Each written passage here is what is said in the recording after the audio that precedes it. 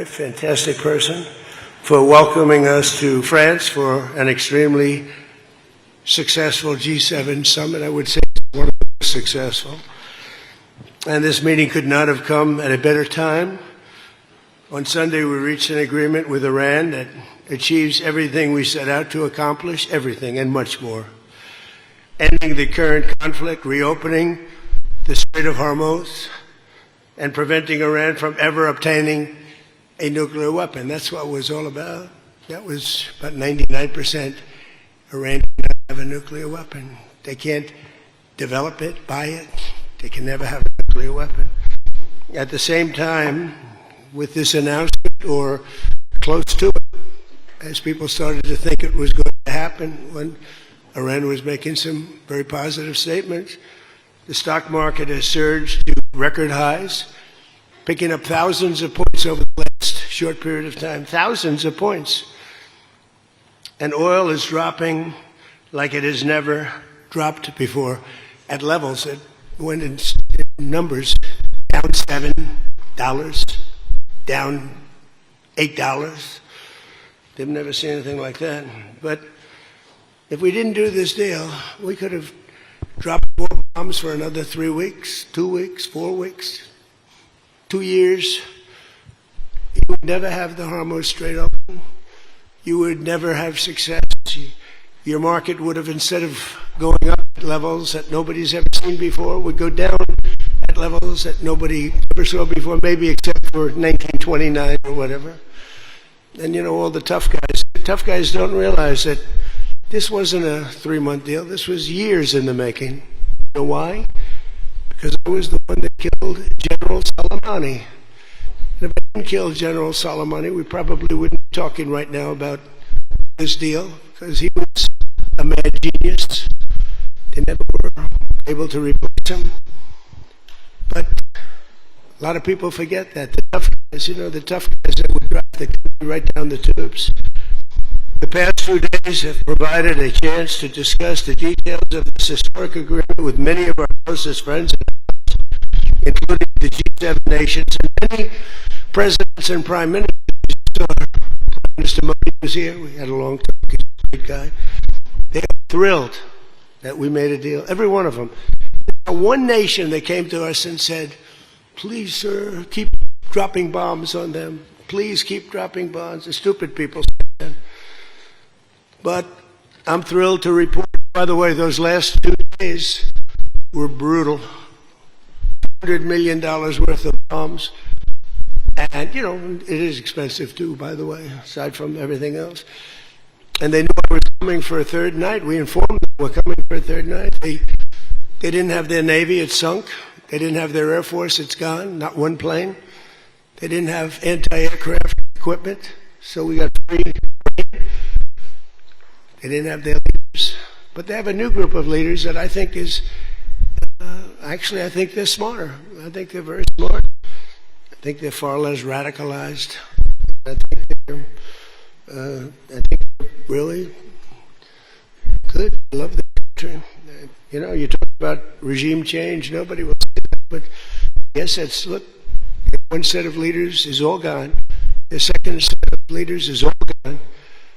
The third set of leaders a little bit gone. For the most part, and frankly, I think that's regime change. I think they're going to behave much differently. I think they see a different way of life that they were never exposed to. So the one thing I didn't want to see is I didn't want to see economic catastrophe. If you kept this going, that could have happened. But all I know is every time we talked about the possibility of peace, the stock market shot up like a rocket ship. It never went down. They didn't like it. The people, the stock market is more brilliant than anybody there is, including the people on the stage, other than me, of course. Let's see.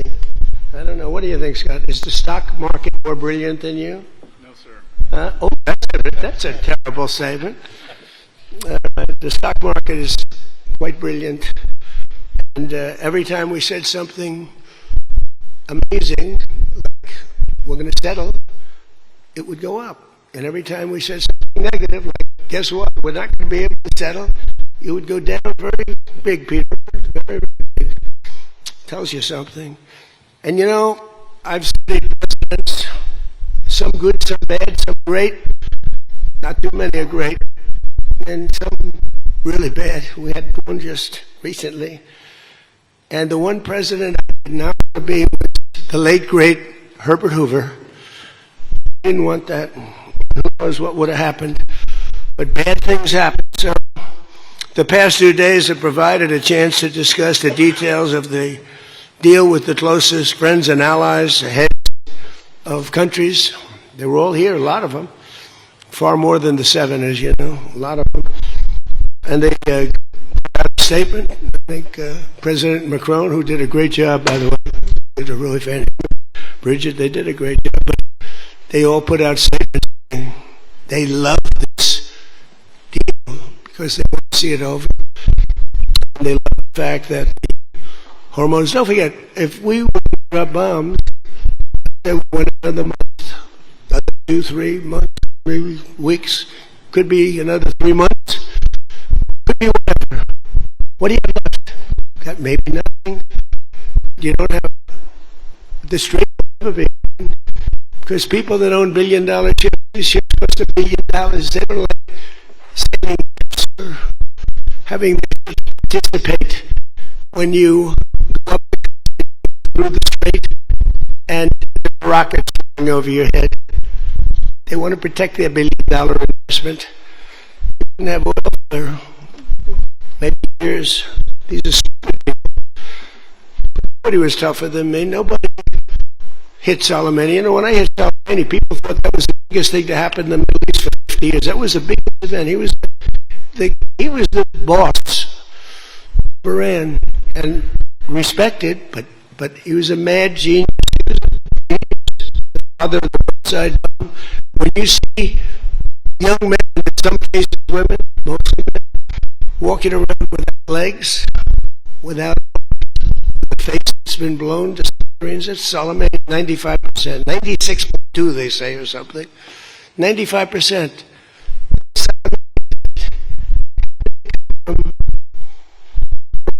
Blew him up. You remember that? I blew him up in the Valley of Death. He got off the plane and we followed him. And in all fairness, because they've been wonderful to me, Israel, they didn't want to do that attack. They were all set the night before the attack. They informed me they didn't want to do it. I had to make a decision. I made the decision to do it. It was a joint venture, as we say in the real estate business. That was a joint venture between Israel and us. We studied it for a month. We knew what plane he was going to be on. A month before. He only traveled on commercial airliners, big ones with lots of people, because he knew we wouldn't shoot him down. He was smart. But we knew he was going to be on that plane. We followed him. And then Israel informed me that they won't do it. And I had to make a decision. I had some very good generals, and not the ones you see on television, very good. And I want to thank also Pete Hegseth and General Raisin Kane, who's phenomenal. Okay, these guys are phenomenal. They can't be better. But I had some good generals, and I said to them, well, if Israel's not going to do it,